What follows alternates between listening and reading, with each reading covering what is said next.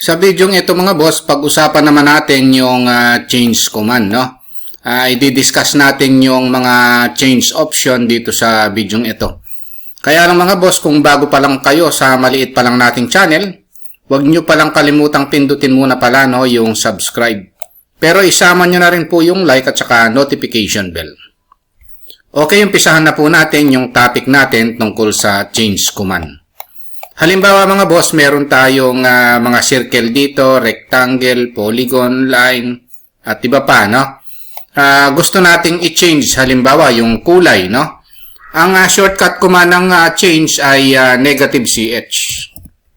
Ayun, no? And then, enter. I-select natin yung gusto nating i-change. Halimbawa, ito.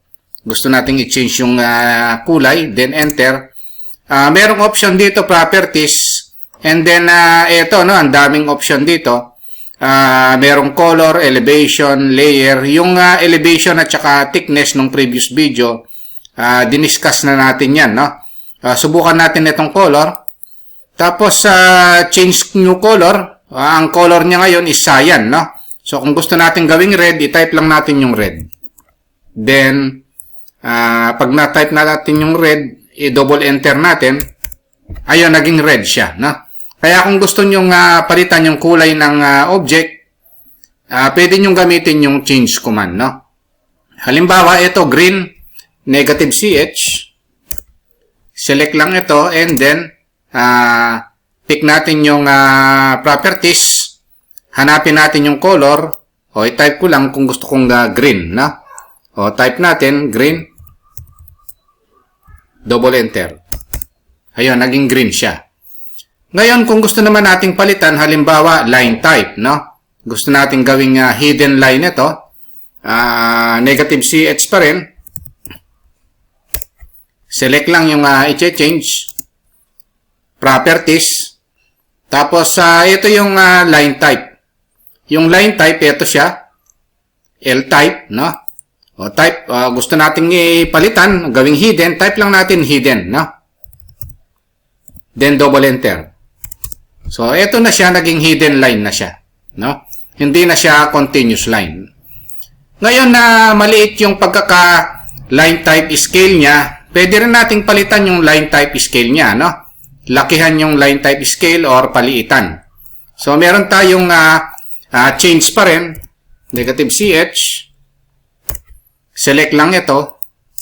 Tapos sa properties, meron dito, line type scale. Ito yun, no? LT scale.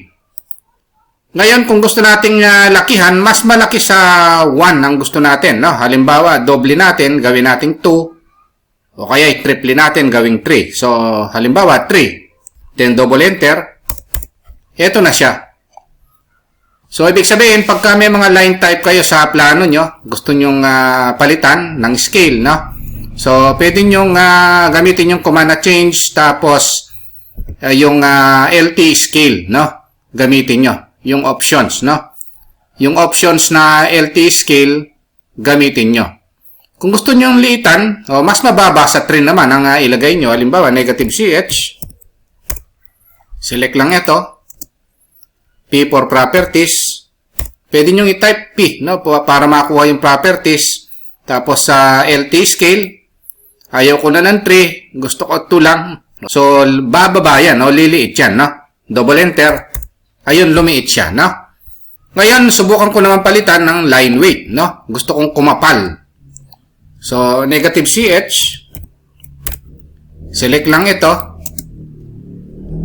P for properties. O, meron din dito, line weight. Gusto kong palitan ng line weight. Gusto kong kumapal. Halimbawa, 1. Double enter. Ayun siya kumapal, no? Ito yung line weight. So, negative CH.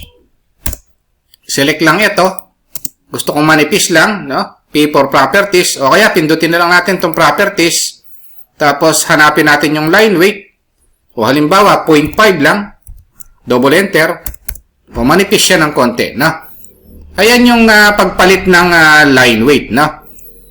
Ngayon, kung gusto naman nating palitan ng layer, pwede rin naman, no? Halimbawa, ito, gusto kong palitan, i-check ko kung anong layer niya. Pwede naman i-check natin kung anong layer niya, i-list ko lang siya. Na-discuss naman natin yung list command. Ang layer niya, layer 0, no? Gusto ko siyang palitan ng layer wall. So, negative CH pa rin. Select lang ito. Properties. Then, meron naman dito, layer, ito. So, ilagay natin yung layer na gusto natin. Halimbawa, gusto nating palitan ng layer. Gusto wall. O, type natin yung wall. Double enter. O, ito, wall na ito, no? So, i-list natin. Tingnan natin kung ano na siya ngayon. Yung list na yan, na-discuss naman natin, no? Ito, wall na siya, oh. Ayan yung change command, mga boss, no?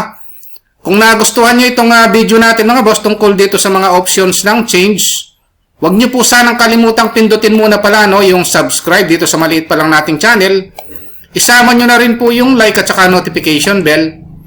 Thank you very much at God bless po sa inyong lahat.